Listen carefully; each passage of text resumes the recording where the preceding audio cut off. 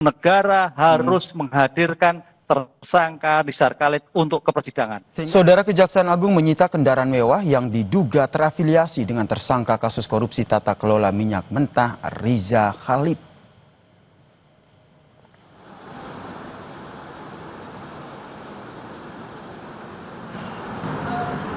Deretan 5 mobil mewah tidak bernomor polisi ini disita Kejagung dari sebuah rumah di kawasan Mampang, Perapatan, Jakarta Selatan. 5 mobil mewah ini, saudara, diduga terafiliasi dengan Rizal Khalid yang berasal dari korupsi tata kelola minyak mentah.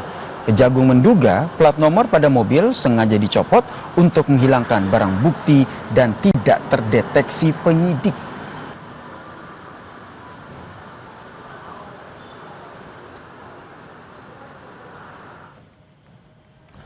Tidak hanya menyita mobil mewah, saudara, Kejagung juga menyita sejumlah mata uang asing milik Rizal Khalid di 3 lokasi berbeda yang diduga terafiliasi dengan Rizal Khalid. Sementara itu, Kejagung juga telah memanggil Rizal Khalid dalam pemeriksaan pada tanggal 4 Agustus, namun ia mangkir.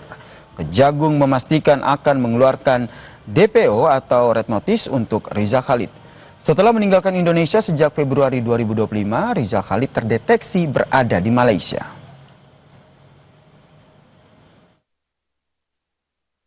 Yang bersangkutan sampai dipanggil hari kemarin sampai tadi malam tidak ada konfirmasi kehadiran yang bersangkutan. Dan kemarin dijadwalkan pemanggilan yang ketiga.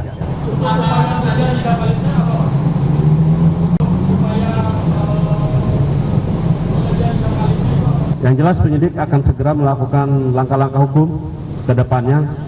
Ya mungkin nanti sekalian bisa melakukan penetapan DPO-nya nantinya dengan juga red notice juga. Lebih lengkap terkait dengan mobil sitaan Rizal Khalid oleh Kejagung, kita ulas bersama dengan Guru Besar Fakultas Hukum Universitas Sudirman yang juga pakar tindak pidana pencucian uang, Hipnu Nugroho, yang telah bergabung bersama kami di Kompas Petang. Selamat petang, Prof. Hipnu. Selamat petang, Mas Yasir. Ini terbaru, meskipun ini kan Rizal Khalid belum juga diperiksa, tapi nampaknya Kejagung terus bergerak. Ini terbaru menyita mobil yang terafiliasi dengan Rizal Khalid dari kasus tata kelola minyak mentah ini. Bagaimana menurut Anda akhirnya bisa menelusuri aliran uang dan juga pencucian uang dalam kasus ini?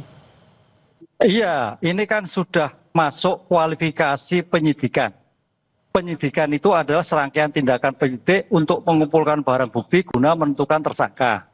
Tersangkanya sudah, oleh karena itu barang bukti yang disita itu sebagai pembuktian di dalam suatu penyidikan, penuntutan, persidangan. Apa sih penyitaan? Penyitaan adalah tindakan penyidik untuk mengumpulkan barang bukti guna menentukan, tindakan penyidik untuk mengambil alih sementara. Nah, penyitaan itu tindakan barang penyidik untuk mengambil alih sementara untuk kepentingan penyidikan, penuntutan, dan peradilan.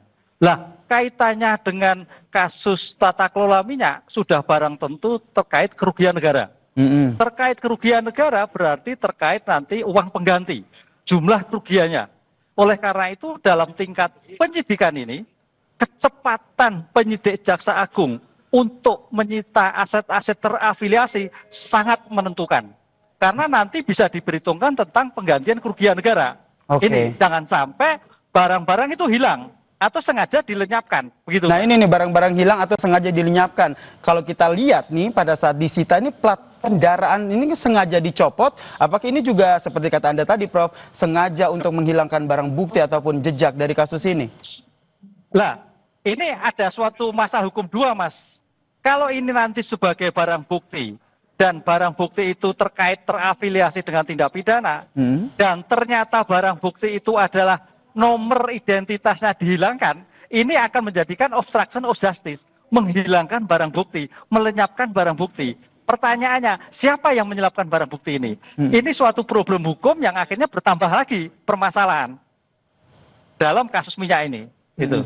Oke, kemudian yang juga jadi sorotan adalah terkait dengan keberadaan dari Rizal Khalid. Ini terakhir diketahui meninggalkan Indonesia di Februari 2025 dan disinyalir berada di Malaysia. Menurut Anda, apa yang harus dilakukan oleh Kejagung? Apakah segera menerbitkan DPO dan juga Red Notice untuk segera membawa pulang Rizal Khalid untuk diperiksa terkait kasus ini? Ya, kita itu sistem peradilan kita adalah menganut public hearing, mendengar tersangka, mendengar terdakwa. Oleh karena itu sebagai bentuk public hearing mendengar, kewajiban jaksa penyidik untuk menghadirkan sebagai tersangka wajib.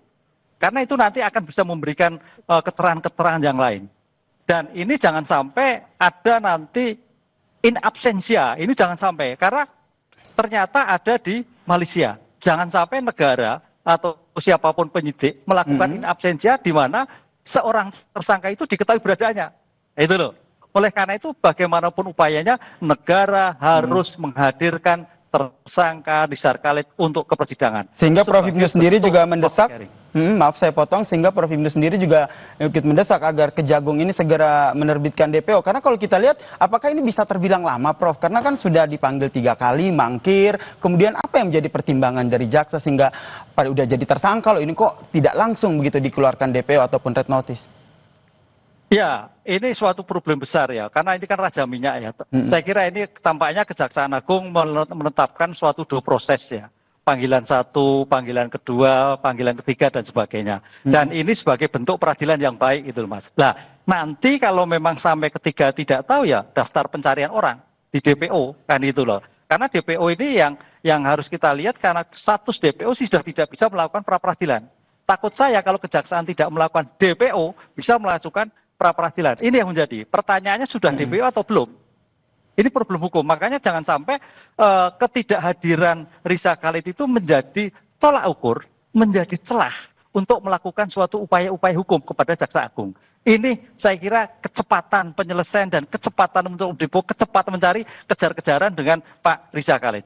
Nah ini nih yang masih menjadi PR begitu, di mana sebenarnya keberadaan Rizal Khalid. Tapi kalau informasinya diduga berada di Malaysia, apakah menurut Anda Kejagung sendiri memang sudah berkoordinasi begitu dengan pemerintahan Malaysia untuk membawa pulang Rizal Khalid? Singkat, Prof.